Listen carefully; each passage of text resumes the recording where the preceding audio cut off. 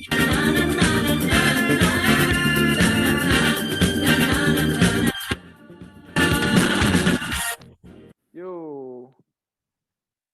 Assalamualaikum warahmatullahi wabarakatuh. Selamat sore teman-teman. Waalaikumsalam. Waalaikumsalam. Selamat datang di acara Sore-sore. ya, Selasa Penuh Rasa. Agak delay enggak ini suaraku? Enggak. Pas ya, kedengeran ya? Kedengeran. Merdu suaranya. Oke. Bagaimana kabarnya kakak-kakak hari ini? Semoga selalu dalam lindungan Tuhan Yang Maha Esa. Nah, kali ini kita kedatangan narsum nih yang luar biasa. Beliau adalah konten kreator di YouTube dan Spotify. Siapa dia? Pasti sudah nggak asing ya. Nggak asing lagi ya. Yaitu Kak Ajay. Halo Kak Ajay. Bagaimana kabarnya? Halo semuanya. Halo. Ya, tadi Kak Ajay. Kali ini di Serasa yang ke-27 memiliki judul Money Talk. Nah, seriously? Seperti itu ya. Kira-kira ini ya, agak memancing ya.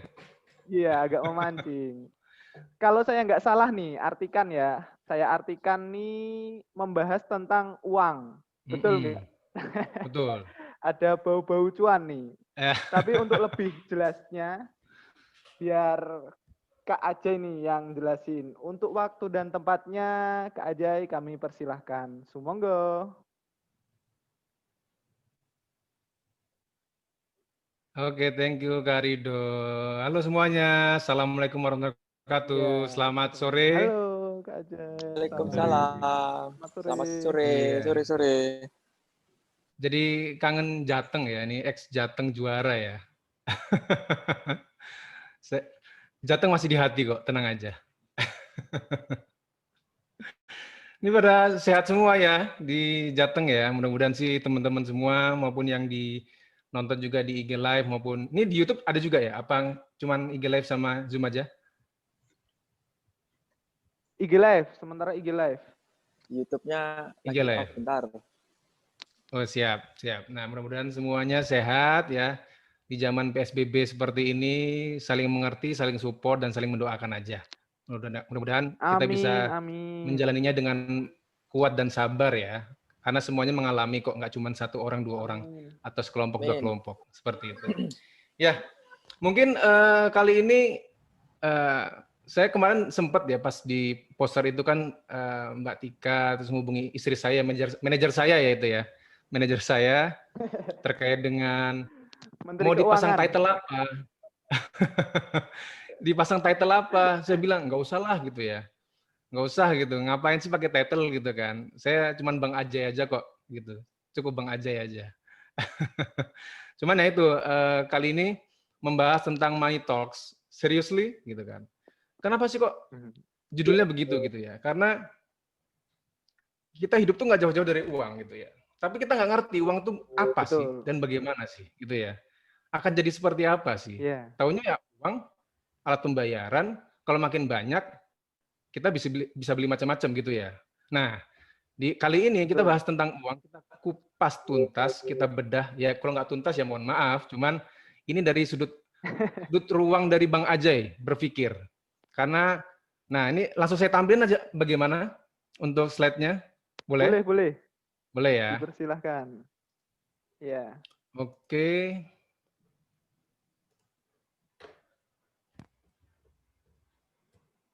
Sudah terlihat? Sampun. Siap.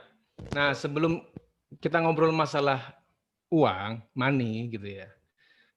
Alangkah baiknya kita kenalan dulu. Mungkin teman-teman Jateng mungkin sudah kenal saya yang dulu, mungkin orang-orang yang dulu gitu ya. Insya Allah kenal saya lah. Mudah-mudahan saya tidak dilupakan dari Jateng gitu. Ya. Enggak ya. Alhamdulillah kalau gitu. Waduh gitu.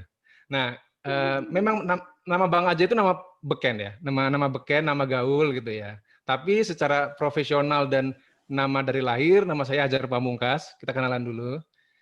Di sini ada beberapa sosial media yang saya punya ya.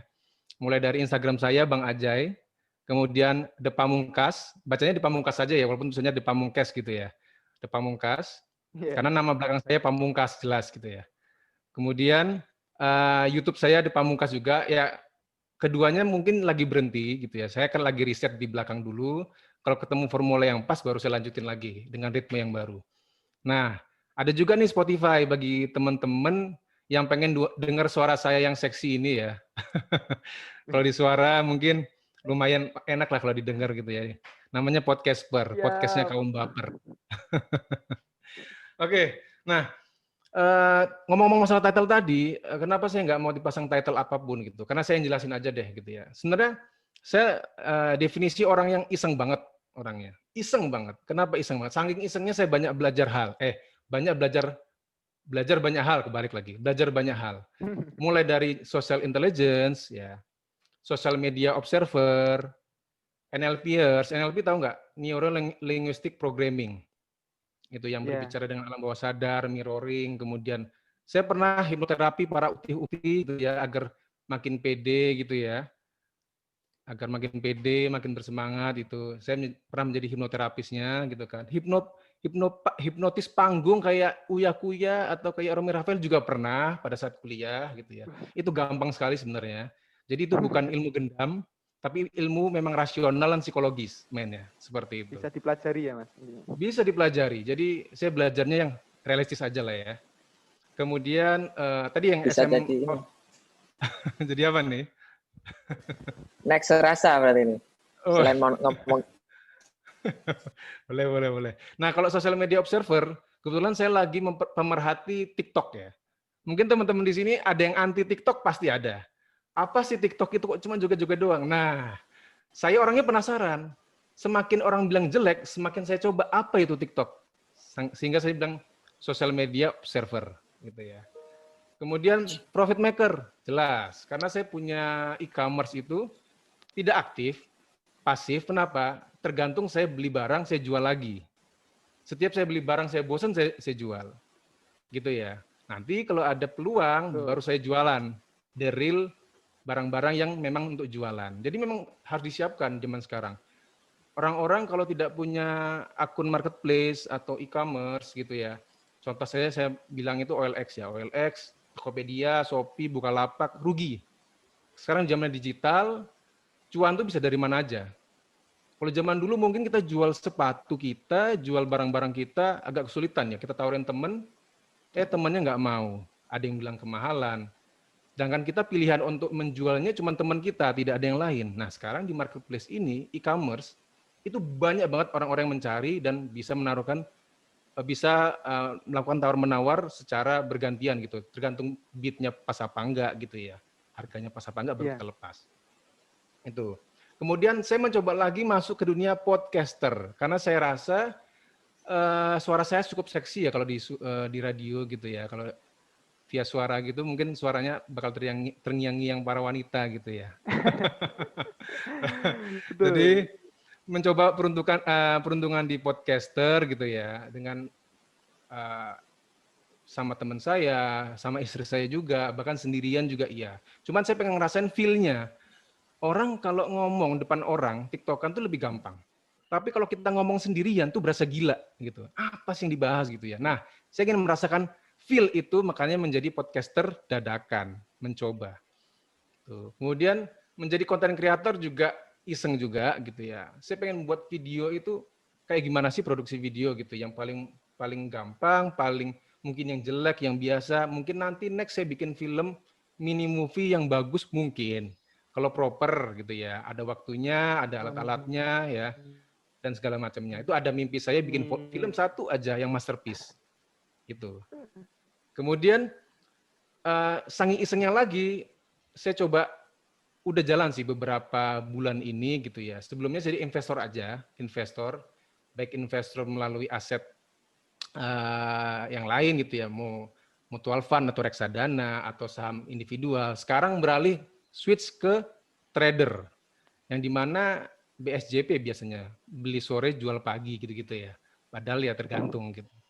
Nah, trader sendiri ada berbagai macam. Nah, itu saya nggak akan bahas tuntas di sini. Nanti kita ada masing-masing bagiannya, gitu ya. Jadi saya itu mulai dari social intelligence, ya pertama karyawan dari sebuah perusahaan ya, pegawai ya, kemudian social intelligence, SM observer, NLPers gitu ya, profit maker, podcaster, content creator, dan sekarang lagi hobi-hobinya trader atau trading, seperti itu. Oke, lanjut aja ke materi berikutnya, money talks gitu ya, money talks gitu. Ngomongin uang gitu ya, ngapain sih ngomongin uang gitu ya? Karena orang nggak lepas dari namanya uang, ya dikit-dikit pasti kita butuh namanya uang gitu. Orang bilang kebahagiaan itu tidak ditentukan oleh seberapa besar kita punya uang, tapi uang dapat membantu kebahagiaan kita sekecil apapun. Misal kita pengen jalan-jalan butuh uang, pengen keluar aja butuh bensin, bensin pakai apa? Uang. Kendaraan pun juga pakai uang. Beli susu anak pakai uang. Bayar pendidikan anak pakai uang. Terus kalau kita nggak punya uang, bisa happy? Ya jelas nggak bisa. Mungkin cerai ya. Happy enggak, cerai iya. Nah, makanya Money Talks itu kita bahas ini dari sudut ruang dari Bang Ajay gitu ya, berpikir bahwasanya ini adalah hal yang fundamental gitu ya. Tapi yang mungkin terlupakan oleh banyak orang. Saya bukan ahli pakar di bidang keuangan, saya hanya orang iseng, tapi yang membaca literasi cukup banyak, referensi cukup banyak, yang saya coba gagal, saya coba berhasil saya rombak lagi, sehingga menemukan formula yang paling tepat buat saya pribadi. Dan mungkin saya bisa share hari ini ke teman-teman, misalnya cocok, ya silakan dicoba. Misalnya nggak cocok, diotak-atik sendiri, sampai menemukan pola yang cocok. Karena tidak ada yang salah dan benar. Adanya adalah kurang tepat dan tepat untuk masing-masing individu, gitu ya. Disclaimer dulu di awal nih. Jadi jangan salahin saya kalau ini kok gini nih, ya karena saya bukan pakarnya, cuman saya memberikan opini di sudut ruang saya sendiri bahwasanya ini yang saya kerjakan, ini yang sudah saya lakukan dari teori-teori yang sudah ada saya praktekin, nggak cocok ganti lagi, cocok rombak lagi dan seterusnya sampai menemukan formula yang tepat. Seperti itu. Oke. Berawal dari referensi, ya, referensi menghasilkan inspirasi. Makin banyak referensi, jelas makin banyak inspirasi. Mau referensi itu bagus, mau referensi itu jelek, makan aja dulu. Kadang-kadang orang ya terlalu ideal. Orang terlalu ideal, ini referensinya nggak bonafit ini jelek dan segala macam gitu ya. Agak meremehkan, tapi justru dari referensi yang jelek bisa kita ambil kesimpulan dan kita bisa belajar dari situ, kita ubah jadi yang lebih baik, lebih bagus dan lebih baik gitu. Itu bisa. Makanya banyakin aja dulu referensi. Kita yang filter. Nanti menghasilkan inspirasi baru yang oh bisa gini ya, oh bisa gitu ya, dan sebagainya. Nah itu akan saya jelaskan di sini nanti. Pertama, fundamental. Nah ini, fundamental ini terbagi menjadi 3. Ya, saya buat sendiri. Pertama adalah setting, scanning, kemudian plotting. Apa itu setting? Apa yang perlu disetting? Yang perlu disetting adalah mindset. Mindset dulu. Kita ngomongin uang, itu sebagai apa? Apakah cuma alat pembayaran? Apakah bisa membahagiakan kita? Apakah uang itu bisa membantu orang? Ataukah saya pengen banyak uang biar kaya?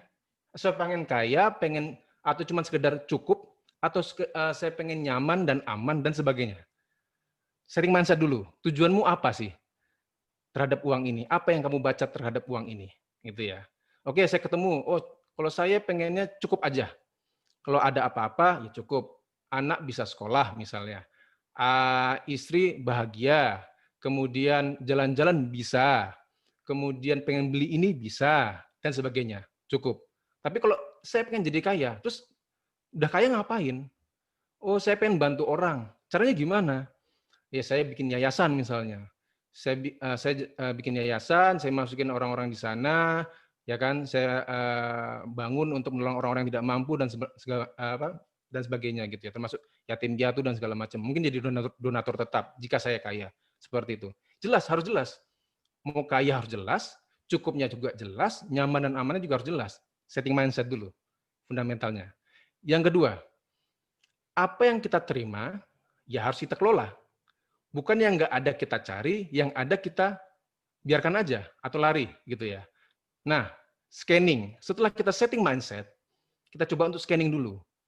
Scanning apa? Apa sih yang menjadi keperluan kita 1 bulan ini?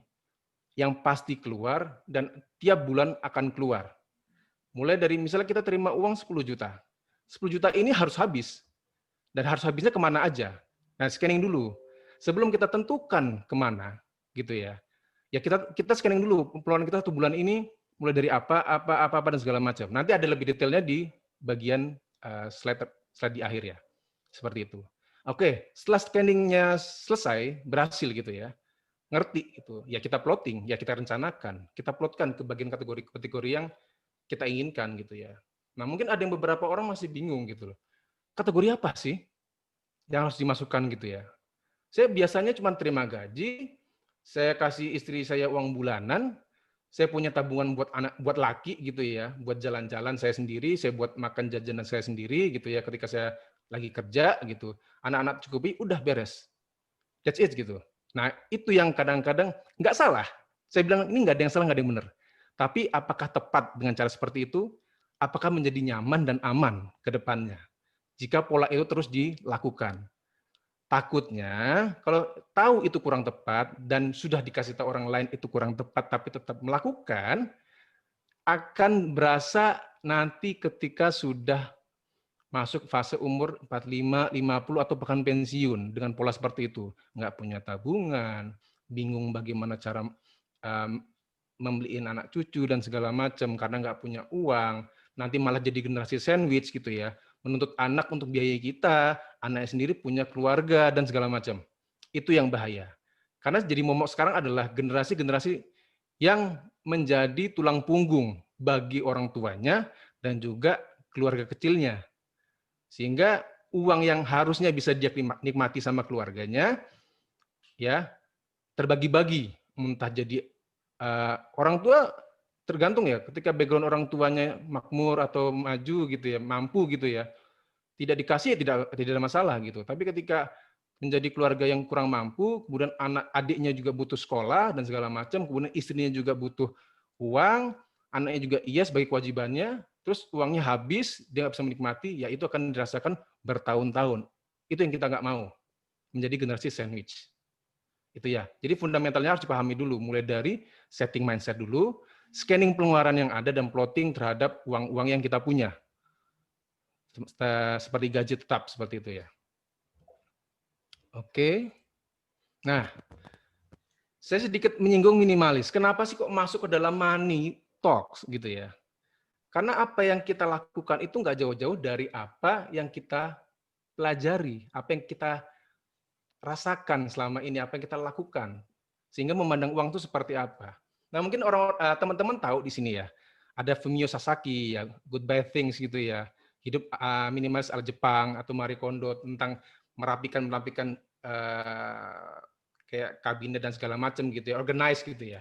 Tapi ada yang menarik di sini adalah sama-sama dua orang ini berpikir bahwa kebahagiaan bisa didapatkan ketika tidak memiliki beban, kepemilikan akan banyak barang. Itu Fumio Sasaki. Sedangkan Marie Kondo, jika barang ini memberikan kebahagiaan bagi pemiliknya, keep it, jaga. Kalau tidak, harus relakan untuk didatangkan pada orang lain. Ada dua hal yang digarisbawahi di sini. Yang pertama adalah masalah kebahagiaan, dan juga yang kedua adalah kepemilikan. Sehingga apakah rela jika barang itu dilepas? Apakah kita bisa membeli suatu barang tanpa menjatuhkan rasa di situ ya, bahwa oh saya bahagia karena saya beli PS5 gitu, oh saya bahagia karena saya beli MacBook Pro gitu ya, saya bahagia karena beli ini dan segini gitu kan. Kebahagiaan itu mungkin nggak ada masalah buat kita karena selama kita masih punya uang nggak ada masalah. Tapi kalau itu cuma sementara kemudian menyesal atau ketika kita terlalu dalam memberikan rasa itu kepada barang yang kita miliki kemudian tiba-tiba hilang atau lepas dan kemudian marahnya sakitnya luar biasa, itu yang kita khawatirkan terkait dengan kepemilikan dan rasa bahagia yang kita buat sendiri. Untuk minimalis mungkin teman-teman bisa baca sendiri bukunya seperti apa, tapi yang saya sorot di sini adalah masalah kebahagiaan dan kepemilikan. Seperti itu. Oke, lanjut. Nah, ini juga familiar buat orang-orang, buat teman-teman. Robert Kiyosaki. Robert Kiyosaki ini punya buku Rich Dad, Poor Dad. Mungkin teman-teman juga udah baca juga. Cuman yang saya jelasin di sini adalah, yang saya soroti adalah menghadapi 5 hambatan mencapai kebebasan finansial. Siapa sih yang nggak mau financial freedom gitu ya? Apalagi ditarget. Oh, saya pengen umur 30 financial freedom. Oh, lewat lagi umur 35, lewat lagi umur 40 gitu ya. Pengen seperti itu. Cuman kita, apa yang kita lakukan itu untuk mencapai kebebasan finansial itu? Kalau kita cuma rebahan, tidak mencoba hal-hal yang baru terkait dengan finansial, mencoba sesuatu metode baru dalam mengelola keuangan, buat apa gitu loh. Gimana cara kita mencapai kebebasan finansial itu dalam waktu cepat gitu ya. Nah, yang pertama adalah menghadapi ketakutan, overcoming fear. Menghadapi ketakutan itu kita takut untuk melangkah sesuatu yang baru, kita takut belajar gitu ya, takut uang kita hilang gitu ya. Ketakutan itu nggak apa-apa sebenarnya, nggak ada masalah gitu. Ketakutan malah justru kita harus pelihara. Yang jadi masalah kalau udah takut kemudian mundur, jiper. Itu yang kita sesalkan. Tapi kalau kita memelihara ketakutan tapi dengan cara ketakutan itu kita terus maju, oh saya takut besok keluarga saya nggak makan misalnya ya, paling ekstrim ya. Besok keluarga saya nggak makan. Ya udah saya kerja.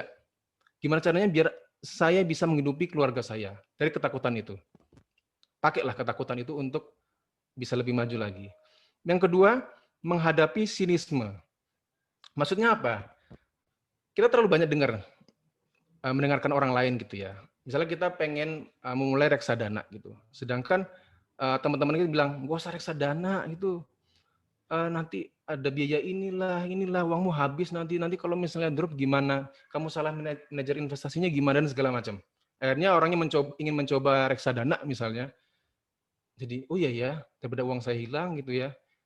Mendengar gitu, ya nggak usah, bodoh amat. Kalau kamu pengen nyoba, coba aja. Justru semakin orang bilang itu jelek, dan kamu makin penasaran, cobain aja. Gagal, nggak ada masalah. Itu ilmu yang paling berharga buat kalian. Justru gagal itu adalah sebuah pelajaran yang paling sakit. Gitu ya. Saya pernah nyoba trading robot. Alhamdulillah untung. Sempat margin call, masih untung juga. Tapi bagi orang lain bilang, ngapain sih trading robot? Ya saya penasaran aja. Cobain aja. Ternyata menguntungkan, tapi ada satu masa di mana ini harus berhenti. Sifat greedy-nya itu harus dipangkas gitu ya. Kemudian kemarin lagi rame binary option gitu ya. Itu apa sih gitu ya? Saya pengen tahu sistemnya. Orang lain bilang ngapain sih ikut kayak gitu dan segala macam. Saya enggak. Semakin orang bilang jelek, saya coba. Saya pengen tahu sistemnya seperti apa sih. Oh, saya pernah untung kok sampai 5 juta. Tapi karena saya typo, saya bablas sampai berjuta-juta. Nggak ada masalah, pembelajaran lagi. Tapi saya tahu sistemnya seperti apa, bukan katanya lagi. Buat saya itu adalah uang itu sebagai uang pembelajaran, nggak ada masalah. Kemudian yang ketiga, menghadapi kemalasan. Nah, biasanya orang tuh malas untuk belajar finansial gitu ya. Padahal sekarang udah banyak loh di media sosial gitu ya. Mungkin teman-teman juga pasti tahu lah Joska ya. Justru Joska itu sebagai titik balik saya untuk lebih senang untuk belajar finansial loh. Sayangnya, yang sebelumnya jadi financial advisor, tiba-tiba menjadi manajer investasi gitu ya. Berusaha seperti itu yang menggunakan bukan hak wewenangnya tapi mencoba untuk masuk lebih dalam terhadap saldo-saldo atau deposit dari para kliennya gitu ya. Tapi secara ilmunya di media sosial luar biasa. Terus ada yang bilang, Joska itu nggak relate sama kita. Itu buat kaum menengah ke atas gitu ya. Yang ditampilkan adalah ketakutan-ketakutan. Justru saya tertarik karena dia menampilkan ketakutan. Bukan kebahagiaan atau sesuatu yang enak-enak aja. Salah. Jadi dari ketakutan, contoh ya, ada case story di Instagram media gitu tentang biaya pernikahan yang sangat mahal, biaya melahirkan yang luar biasa. Justru bagi saya, oke, ini mungkin terjadi hanya di kota-kota besar atau tertentu saja. Tapi bisa jadi masa saya ketika saya punya anak, kemudian saya ketika teman-teman menikah, atau istri melahirkan dan segala macam, saya kedapatan momen di mana dapat rumah sakit yang mahal sekali seperti itu. Saya sudah siap belum dengan keuangan seperti itu? Justru ketakutan yang diberikan itu adalah sebuah nilai plus buat saya. Makin banyak belajar, makin banyak penasaran. Gimana saya caranya bisa mengumpulkan uang sebanyak itu sebelum itu terjadi? Itu. Hadapilah kemalasan gitu ya. Yang keempat adalah menghadapi kebiasaan buruk gitu ya. Kebiasaan buruk itu contoh kita punya tagihan kartu kredit gitu ya. Nah, kartu kredit itu kita gesek 2 juta gitu, kita pakai gitu. Tapi kita setiap bulan cuma MP gitu lah. MP nggak apa-apa lah. Tahu-tahu menggulung membengkak besar yang disalahin kartu kreditnya. Padahal yang salah adalah kebiasaan buruknya, bukan kartu kreditnya. Orang selalu menjudge bahwa sesuatu yang enak dia ambil, dia diam sendiri, sedangkan yang buruk langsung disalahin objeknya itu. Padahal kebiasaan dia yang jelek. Itu. Nah, yang kelima, menghadapi kesombongan. Nah, sombong ini agak beda tipis sama menghadapi kemalasan. Kalau malas kan ya malas untuk mencari tahu ya, sedangkan kesombongan menyepelekan. Ngapain sih saya belajar finansial gitu ya? Itu ya gini-gini aja udah bagus kok saya, aman-aman aja gitu, nggak ada masalah. Tiba-tiba datang corona, jeder, kelabakan, nggak siap dan segala macam. Nah, hal-hal seperti itu yang kita hindari. Mungkin kita nggak tahu akan ada corona ketiga dan keempat dan segala macam gitu ya. Yang dari sekarang ya kita siapin. Kita udah belajar dari corona yang pertama misalnya. Apa sih yang harus kita siapkan sebelum terjadi mungkin wabah yang baru lagi? Mudah-mudahan nggak terjadi ya, amin. Cuman siapa tahu gitu dalam waktu dekat 5 tahun atau 10 tahun atau 20 tahun lagi terjadi lagi hal yang beda, hal yang sama, ketakutannya sama, cuman mungkin beda pengalamannya gitu, siapa tahu gitu ya. Nah, kita harus siap. Jangan sampai kita menyepelekan ilmu yang ada di sekitar kita. Seperti itu. Ini ambil intisari dari Robert Kiyosaki. Nah, sekarang teman-teman juga pas sudah tahu nih, kakak ibu nih, The Japanese Art of Saving Money ya. Saya samarkan aja. Ini ada yang menarik nih. Tidak ada persentase, mempertimbangkan dan analisa sendiri kebutuhan dan keinginan dengan mencatat pengeluaran. Jadi tidak ada persentase yang dibuat. Biasanya kita buat itu adalah, buat bulanan sekian persen, buat ini sekian persen. Nah, kakek ibu nggak ngajarin gitu. Dia mempertimbangkan dan menganalisa sendiri kebutuhan dan keinginan dengan mencatat pengeluaran. Jadi setiap yang apa yang dikeluarkan tiap bulannya dicatat. Nah, itu saya praktekkan. Saya yang ngeluarin, istri saya yang catat gitu ya. Itu kan tag team gitu ya, Pak. Teamwork gitu ya. Jadi saya yang ngeluarin, dia mencatat. Alhasil, kita tahu nih, apa nih pengeluaran setiap bulannya seperti apa. Kalau ada sesuatu yang tiba-tiba melonjak grafiknya, apa nih yang kita beli kemarin? Saya tahu, bukan kita dapat gaji, tiba-tiba habis. Terus mikir, terus merenung. Sebulan kemarin saya pakai buat apa ya? Kok tiba-tiba habis aja? Nah, itu yang bahaya. Yang tiba-tiba aja nggak ada itu yang bahaya gitu. Kemudian ada tingkat kebutuhan yang disampaikan di sini, yaitu survival, basic needs-nya, kebutuhan pokoknya seperti apa gitu ya. Ada opsional juga, hiburan makan di luar. Ada culture, yaitu hiburan yang menambah wawasan kayak nonton bioskop gitu ya, beli buku gitu ya, culture dan ekstra yang di luar dugaan gitu. Semua harus tercatat. Itu menurut kakak ibu. Dan saya setuju dengan ini. Cuman tidak terlalu ekstrim. Jangan yang terlalu ekstrim lah ya. Tetap ilmunya kita dapat, kita serap, tapi tidak kita praktekkan secara utuh karena mungkin tidak cocok bagi kita. Dikit-dikit kok dicatat, dikit-dikit kok catat. Slow aja lah ya, kita bagi porsinya seperti itu. Ini juga saya dapat inspirasi dari sini. Nah, juga ini juga menarik dari Lee Ka-shing, seorang pengusaha Hong Kong yang ternama gitu ya, number one gitu ya di sana. Punya prinsip gini, mentraktir orang yang lebih dari kita untuk dijadikan networks. Jadi jangan sungkan kita mencoba untuk mentraktir orang-orang yang di atas kita. Maksudnya di atas apa? Baik secara otak dia lebih pintar, secara finansial lebih kaya, secara kesuksesan dia lebih sukses. Pokoknya di atas kita. Kalau kita merasa kita sukses, ya di atasnya lagi kita coba menjalin hubungan dengan orang-orang seperti ini. Ya kita traktir, kita ajak makan yuk, kita nongkrong di sini yuk. Habis itu ngobrol-ngobrol. Nanti dari obrolan itu menemukan sebuah pelajaran penting. Ini yang mungkin teman-teman melupakan bahwa ngapain sih traktir orang gitu ya. Ya boleh traktir orang, ke teman gitu ya, ke sahabat gitu. Tapi jangan lupa mentraktir orang-orang yang memang bisa membawa impact sangat baik buat kita. Ya, terhadap hidup kita. Mungkin di luar finansial bisa mungkin tentang masalah keluarga, tentang masalah pekerjaan dan segala macam. Yang jelas lebih di atas kita. Nah, dia juga punya prinsip seperti ini. Tadi kakek ibu tidak ada persentase, sedangkan dia ada persentase. Mulai dari 30% living, ya 20%-nya sosial, dia bagi 15%-nya education, 10%-nya entertainment, dan 25%-nya investing. Ini terukur. Kalau tadi, semacam yang saya bilang, scanning. Apa yang dikeluarkan dicatat, kalau ini adalah merencanakan plottingnya. Nah, dari semua ini coba kita formulasikan sih. Apa yang kita dapat dari literasi yang kita dapat, referensi yang kita dapat gitu ya. Nah, yang perlu jadi concern adalah cash flow yang pertama, emergency funds atau dana darurat, yang ketiga baru investing, jangan kebalik. Orang-orang udah kebelet nih, zaman lagi corona begini, pandemi begini, lagi hitsnya saham. Ada namanya Bareksa, Bibit, itu reksadana. Ada namanya Ajaib, dari dulu iPod Go ada, sekarang Mirai Aset gitu ya, MOS dan segala macam, banyak. Tiba-tiba gara-gara pada share di sosial media, penasaran, langsung ke investing. Padahal dia tidak ngecek, apakah cash flow-nya tiap bulan bagus, lancar apa enggak. Kemudian apakah dia sudah punya dana darurat? Belum.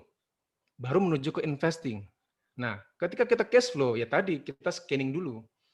Apa aja sih pengeluaran setiap bulannya kita? Sudah sesuai apa enggak? Ketika kita persentase, kita breakdown segala macam, loh, kok tiap bulan kita keluaran ini buat apa? Ternyata setelah kita scanning jadi tahu. Akhirnya membuat sebuah ritme yang bagus, metode yang pas, ngobrol dengan pasangan, ya, terjadilah cash flow yang baik. Nah, ngomong-ngomong masalah cash flow dan juga masalah keuangan, mungkin ada banyak tipe ya. Ada tipe yang pasangannya itu saling terbuka masalah keuangan. Contoh, saya pribadi sama istri saya terbuka semua keuangan. Alurnya keuangan seperti apa, kemudian dapat dari mana aja, totalnya berapa, kita jaga bersama. Seperti itu. Itu saya sama istri. Ada juga tipe saya, teman saya selalu ngomong-ngomong masalah keuangan sama teman-teman yang lain gitu ya, saling share aja gitu. Gimana sih model kalian dan segala macam, saling mengisi aja gitu. Ada juga yang cuman ngasih tahu gajinya aja, bonusnya enggak gitu. Ada. Salah? Enggak salah. Ya, enggak salah. Itu masalah privasi masing-masing. Ada juga yang ngasih ke istrinya tahu beres, udah bulan kamu sekian, kamu nggak perlu tahu gaji saya. Ada juga, ada gitu. Salah? Enggak. Tergantung kalian membuat keluarga itu seperti apa, gitu ya. Memanage keluarga itu seperti apa. Tinggal tepat atau enggak. Kalau kurang tepat, kalau dikasih tahu dan tetap seperti itu, ya terima aja resikonya. Kalau dia tahu dia kurang tepat, dia mengganti jadi yang tepat, ya dia terima juga impact-nya yang baik seperti apa. Jadi nggak ada yang salah dan benar. Ada juga background-nya, suami istri kerja, jadi uangnya digabung. Jadi cicilannya banyak karena melihat tabungannya atau penghasilan digabung, tiba-tiba ada satu hal istrinya harus keluar dari kerjaan, nggak bisa kerja. Timpang jadinya, cicilannya tinggi, gajinya nggak seberapa, cuma satu orang, karena kemarin masuk karena 2 orang, tiba-tiba timpang, stres, harus berpikir dan segala macam. Itu bahaya. Ada juga yang istrinya kerja, suaminya kerja, tetap yang biayain suaminya aja, yang berpikir, pokoknya saya yang biayain semua kebutuhan dan perhitungan hasil dari gaji saya. Hasil dari gajimu nikmati sendiri. Ada. Ada juga yang suaminya kerja, istrinya enggak, ada. Macam-macam. Enggak ada yang salah, enggak ada yang benar, nikmatin aja. Jalanin aja. Kalau merasa mentok, barulah. Coba evaluasi seperti apa. Itu ya. Nah, tadi balik lagi ke concern-nya. Pertama, cash flow, emergency funds, dan investing. Ketika cash flow-nya sudah lancar, kita lihat nih, oh kita punya dana darurat enggak? Banyak yang bilang dana darurat itu paling simpel, ya financial planner mulai dari Finansialku, mulai dari Joska dulu. Kalau Joska nggak menyebutkan persentase karena dia tipenya adalah scanning, tergantung pribadi masing-masing. Sedangkan Get Rich itu persentase, tapi persentasenya mereka detail. Uang makan sekian, uang ini sekian persen, sekian persen. Kok persentasenya kok banyak item? Nah ini terlalu banyak gitu ya. Nah kalau yang emergency fund ini darurat dikalikan 3 bagi yang single, dikalikan 2 yang baru menikah, yang sudah menikah, yang punya anak 1 dikalikan 3, 6, dikalikan 9, kalikan 12 kalau punya 2 anak. Itu batas minimal. Mau lebih, nggak ada masalah. Mau kurang, jangan. Karena apa? Takutnya terjadi hal-hal yang tidak diinginkan, gitu ya. Dan darurat tuh banyak loh, fungsinya gitu ya. Contoh kalau kita punya mobil, masa mobil nggak diapa-apain? Ya pasti servis. Kalau kita tabrakan, asuransi, oke. Yang nggak asuransi, keluarin lagi. Buat spare part-nya, buat ngecatnya, dan segala macam. Punya pajaknya juga, ya. Bagi yang punya rumah, perawatannya jelas. Kalau ada bocor, kalau ada banjir, kalau ada butuh ngecat, dan segala macam. Pakainya uang apa? Ya dana darurat. Kalau ada yang paling urgent lagi, ya, ada yang urgent, pakainya apa? Misalnya orang tua sakit ya, orang tua sakit urgent. Pakai apa kalau nggak ada dana darurat? Nanti pakai tetangga minjem dan segala macam. bahaya dong. Ya, nanti malah dinyinyirin, nggak bisa balikin, malah jadi pertemanan hancur dan segala macam. Itu sering terjadi gitu ya, masalah pinjaman meminjam gitu ya. Nah, yang terakhir ketika dua kebutuhan tadi, dua step tadi terpenuhi, cash flow-nya lancar, dana daruratnya sudah masuk, barulah mencoba untuk investing jangka panjang. Jangan kebalik, nanti hidup nggak nyaman gitu ya. Mikir uang terus gimana tiap gaji masuk keluar lagi, masuk keluar, numpang lewat nggak dinikmatin, gitu ya. Itu concernnya. Oke? Nah, ini yang paling penting adalah apa yang dihasilkan itu harus dikeluarkan. Masuknya 10 juta, keluarin 10 juta. Masuknya 15 juta, keluarin 15 juta. Masuknya 5 juta, ya keluarin 5 juta. Tapi terukur, gitu ya. Tapi terukur. Nah, bicara masalah pengelolaan, teman-teman di sini mungkin ada yang masih menggunakan satu tabungan aja, Bang. Minimal 2 lah. Kenapa 2? Karena kalau kita suka gatel, kita punya uang banyak gitu ya. Kalau kita lihat setiap di aplikasi kita setiap hari gitu ya, atau tabungan ngecek, uang saya banyak ya nggak diapa-apain ya. Akhirnya yuk kita liburan ke luar negeri, yuk kita beli ini dan segala macam, tiba-tiba ludes gitu ya. Bikinlah minimal 2. Contoh ada satu bank A buat terima gaji, kalau saya 3. Karena ada kepentingannya. Pertama terima gaji aja ya, terima gaji aja.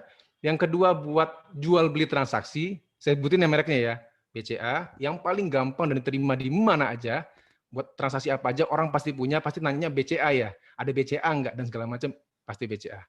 Yang ketiga Genius, untuk mengelola uang yang saya punya, masukin apakah deposito, apakah cuma disimpan aja, dan situ juga ada gratis untuk, ini tidak di-endorse sama sekali, tapi saya sangat suka sekali menggunakan Genius ini, karena ada gratis biaya antar bank, sebanyak jumlah tertentu, tergantung dia minimal deposit di tiap bulannya berapa. Ya, tarik tunainya juga di beberapa ATM mana aja bersama juga gratis, sebanyak jumlah tertentu, ada rewards-nya. Itu. Jadi untuk pengelolaan uang di Genius, BCA itu untuk jual beli transaksi, bank satunya lagi untuk terima gaji aja, titik. Saya bagi itu. Seperti itu. Itu pengalaman saya pribadi. Oke. Nah, masuk ke lumayan inti ini ya. Terus apa sih yang dimaksud dengan earning sama dengan equal spending gitu ya. Apa yang kita hasilkan ya harus kita keluarkan juga sejumlah itu, harus sama. Ya kita bagi, kita plotting. Spending itu dibagi menjadi 4 kategori. Yang pertama adalah living. Jelas, living isinya ada basic needs, rent, dan installment. Mungkin parameter lain bisa ditambahin, nanti kita lebih detail lagi. Yang kedua ada giving, itu jangan lupa. Kalau orang luar itu adanya wants, needs, education, dan segala macam. Kalau kita jangan lupa ada giving. Giving itu terdiri dari zakat, itu pasti. Sedekah ke kaum duafa, orang tua bagi background yang memang butuh dikasih orang tuanya. Kalau yang mampu, bisa ada pilihan. Kasih nggak apa-apa, baik ada berkahnya, nggak kasih juga nggak apa-apa, karena orang tuanya mampu. Itu pilihan masing-masing. Giving jangan lupa. Kemudian ada saving, nabung. Nah, nabung ini dibagi, kita samakan dengan emergency fund ya. Kita samain aja bahasanya dengan emergency fund atau dana darurat. Dibagi menjadi 2 jenis, cash maupun cashless. Ya, nanti kita bahas lagi. Dan untuk yang terakhir ada investing, bisa dalam bentuk emas atau gold itu ya, stocks saham, mutual fund reksadana, dan properti juga bisa. Itu investing. Yang kita pengen dapat return-nya itu dalam waktu cukup panjang aja lah, nggak perlu dalam waktu singkat gitu ya, investing. Nah, untuk yang saving, ya, untuk yang saving saya tetap beratkan di sini. Kenapa ada cash dan cashless gitu ya? Saya bagi lagi menjadi cash itu dana darurat yang benar cash, misalnya 3 kali lipat dari, udah menikah gitu ya, 6 kali lipat dari 10 juta misalnya, dari pengeluaran setiap bulan, 60 juta. Apakah terus kita harus menyiapkan 60 juta itu sebagai dana darurat? Kalau belum cukup, belum mampu dan lagi bertahap untuk ngumpulin, ada metode cashless-nya. Apa itu? Ini bagi yang nggak suka, jangan ditiru. Ini saya belajar sendiri. Saya menggunakan kartu kredit sebagai standby loan. Standby loan, bukan untuk konsumtif. Jadi, bagi sebagian orang, kartu kredit itu adalah kartu setan yang merusak, membuat kita konsumtif, sehingga kita terjerat hutang dan segala macam. Buat saya, itu adalah kartu yang sangat menarik, kalau tahu.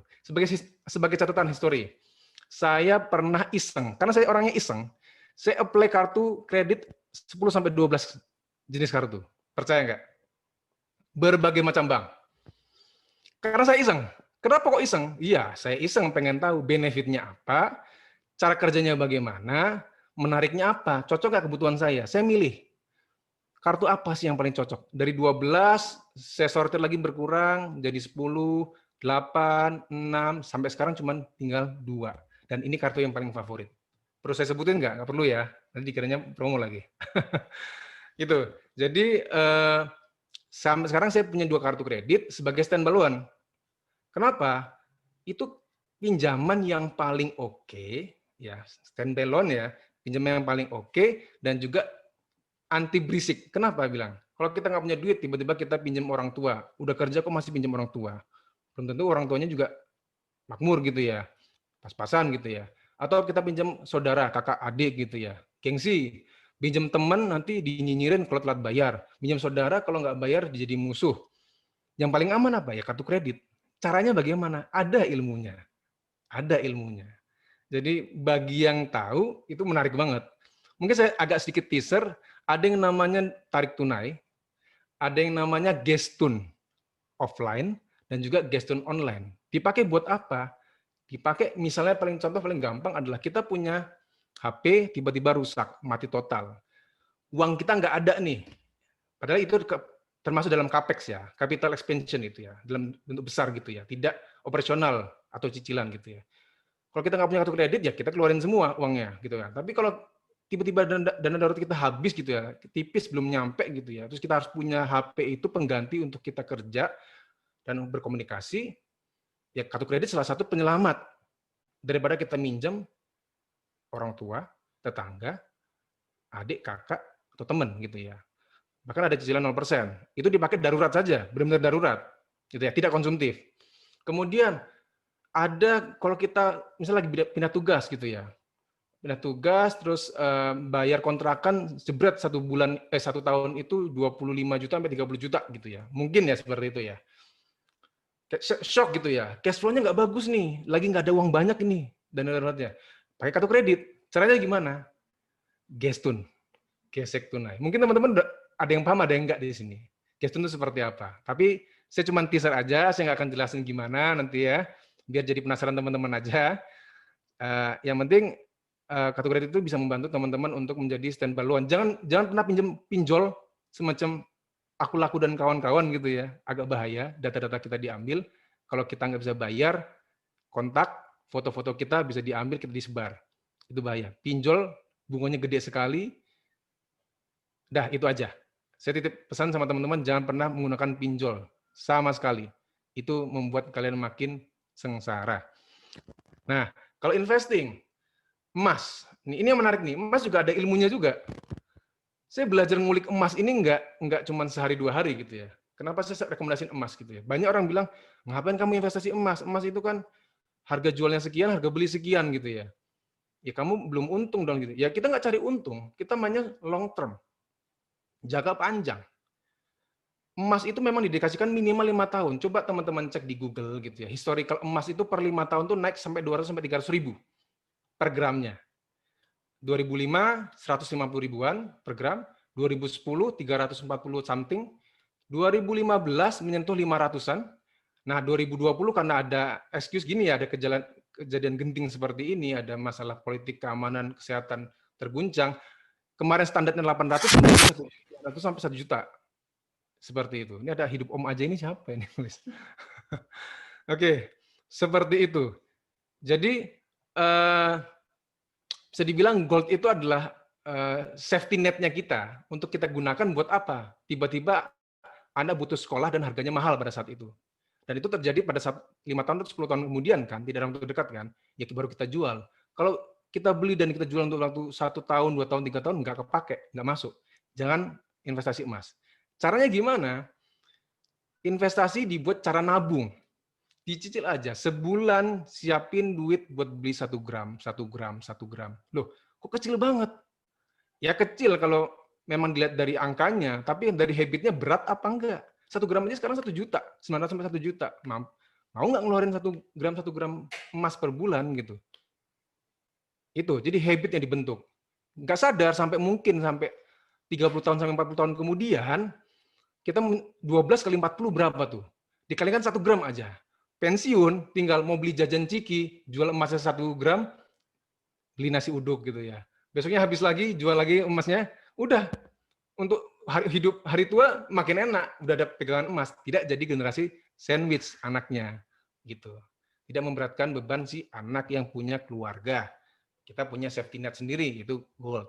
Saham, bagi yang pengen belajar, ada banyak referensi sekarang kok di YouTube. Sekarang lagi hits-hitsnya juga, pakar-pakarnya banyak gitu ya, sosial media gitu ya. Ikutin aja. Reksadana juga paling gampang. Reksadana, kalau saham itu kan saham individual kan tergantung kita lihat fundamental perusahaannya, keuntungannya berapa. Mungkin agak ribet ya, tapi bagi yang suka ya pasti dikulik gampang lah. Perusahaan A, B, C bonafit apa enggak kira-kira dalam waktu jangka panjang gitu perusahaannya, invest di situ. Nah kalau reksadana, kita udah ada manajer investasi nih, kita masukin uang, dia yang kelola, tapi kita tahu saham mana aja yang dikelola sama dia. Misalnya manajer investasi A, dia kelola saham A, B, C, D, E. Kita tahu nih, ini nih, sesuai dengan kita enggak? Oh saya pengen yang syariah. Yaitu kalau syariah biasanya tanpa bank. Cari yang tanpa bank. Oh ada, yaudah masukin ke manajer investasi yang tanpa bank. Oh saya suka yang nanam yang ada banknya. Bank BCA, BNI, BRI. Cari manajer investasi yang ada banknya semua rata-rata. Ya masukin aja. Terserah teman-teman. Senyamannya teman-teman. Dan itu dipakai untuk nabung setahun, 2 tahun, 3 tahun, nggak kerasa tiba-tiba butuh sesuatu untuk kebutuhan anak, sekolah, dan segala macam bisa kita cairkan. Ya mudah-mudahan aplikasi itu, sekuritas itu berjalan cukup lama. Tidak tiba-tiba bangkrut dan error aplikasinya gitu ya. Harapannya sih begitu gitu ya. Karena cukup panjang. Itu banyak terjadi gitu. Kemudian properti masih menjadi daya tarik yang luar biasa, properti dan emas gitu ya. Bagi kaum-kaum seperti saya juga termasuk antara konservatif dan juga modern gitu ya. Saya menyambungkan antara kedua pikiran itu. Kalau konservatif pengennya kalau nggak properti ya sama emas gitu. Propertinya apa? Rumah dan tanah gitu. That's it, sama emas, selesai. Nggak mau saham, nggak ada masalah. Gunakan senyaman mungkin, seyakin mungkin apa yang kalian lakukan. Properti, rumah, tiap tahun naik, oke. Mungkin ada yang 50 juta per tahun naiknya, ada yang 100 juta per tahun, tergantung lokasi, kondisi rumah, dan segala macam gitu ya. Ada juga, saya nggak punya, karena saya pindah-pindah, saya nggak pengen punya rumah, saya pengennya punya tanah aja. Ya udah, beli tanah yang di tempat daerah yang kursnya masih rendah gitu ya, beli aja yang murah-murah, terus dibiarin aja nanti. Yang dekat mungkin dengan orang tua. Kenapa? Karena ketika kita pulang bisa sekalian nengokin. Kalau kita kerjanya pindah-pindah ya, misalnya kita kerjanya sekarang di luar pulau A gitu ya, padahal home base kita di pulau B gitu ya. Ya udah kita invest di pulau B aja yang memang home base-nya kita, ya, apalagi dekat orang tua. Jadi ketika kita pulang bisa langsung nengokin. Kalau ada apa-apa bisa ngecekin atau minta tolong orang tua untuk ngecekin. Biasanya ada yang mau atau saudara yang tinggal di sana ngecekin gitu. Itu jangan beli di tempat yang kalian tinggali saat itu yang kemungkinan pindah lagi yang tidak ada saudara. Nanti kalau kita ada urus apa-apa bingung, jual apa-apa bingung. Cari yang dekat dengan radius keluarga, orang tua, saudara dan lain-lain. Itu. Kemudian di sini ada gambar prosentase. Prosentase. Jangan terpaku prosentase. Prosentasenya adalah sebuah contoh aja. Bukan standar yang bagus juga enggak. Karena prosentase itu dinilai dari kalian masing-masing, background kalian masing-masing. Saya nggak menyarankan hal harus sama, enggak. Nanti kita bedah prosentase itu buat apa sih gitu ya. Mulai dari giving 10%. Ada yang pengen givingnya 50%, nggak ada masalah. Ada yang pengen savingnya 30%, investing 20%, nggak ada masalah.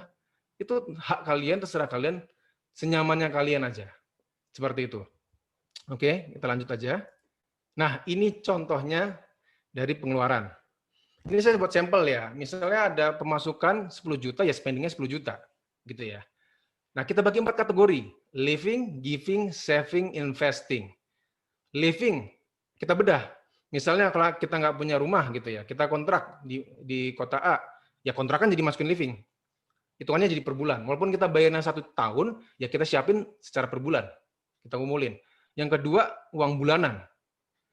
Uang bulanan 1 bulan, keluarnya apa buat popok bayi, makan, masak, dan segala macam, bulanan berapa? Ini contoh 2 juta. Istri, nah ini teman-teman juga harus paham gitu ya. Antara uang bulanan dan uang istri itu harus dibedakan. Dulu saya sempat juga berpikir bulanan sama istri jadi satu aja, padahal enggak. Yang istri yang kita berikan secara khusus itu memang hak istri untuk dia nikmatin, mau dia tabung kayak mau dia buat belanjain, terserah. Di luar bulanan. Nah, kalau bulanan adalah keperluan bersama.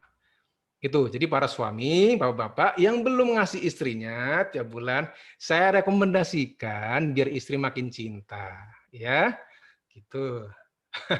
Kemudian ada namanya item bensin, itu dimasukin juga. Contoh per bulan 250.000 gitu ya. Nah, cicilan apa? Kok masuk ke living cicilan bukan investing? Bergantung.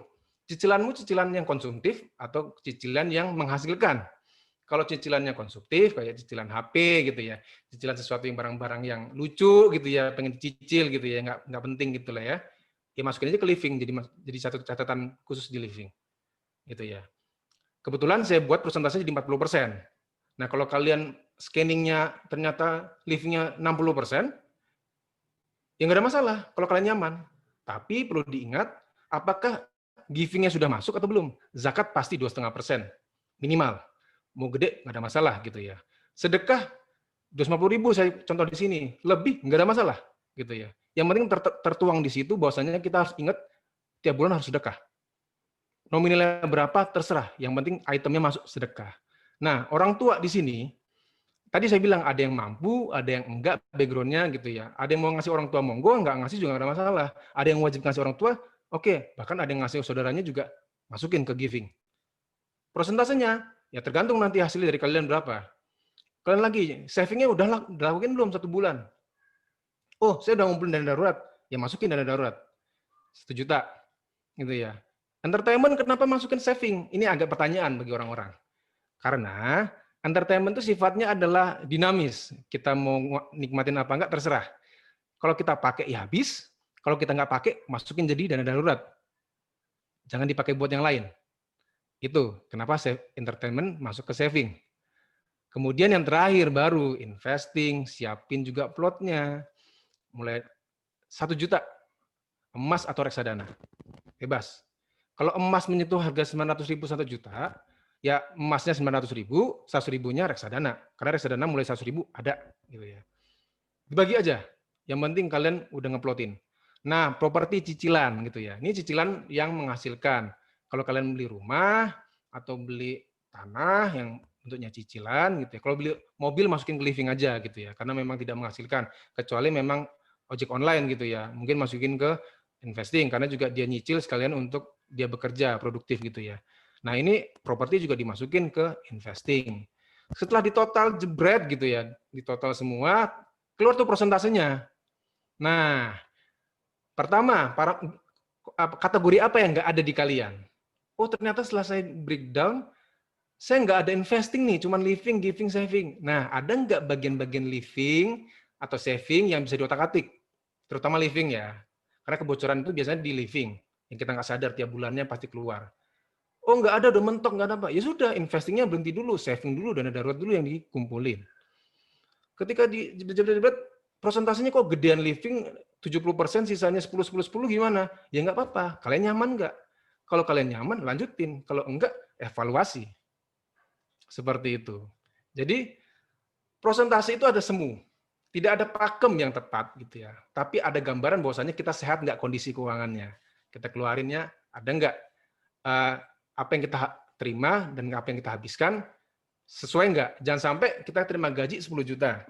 Karena nggak pernah ada perencanaan seperti ini, tiba-tiba ngeluarin aja nih, nyoh beli ini, Gojek, GoFood dan segala macam gitu ya.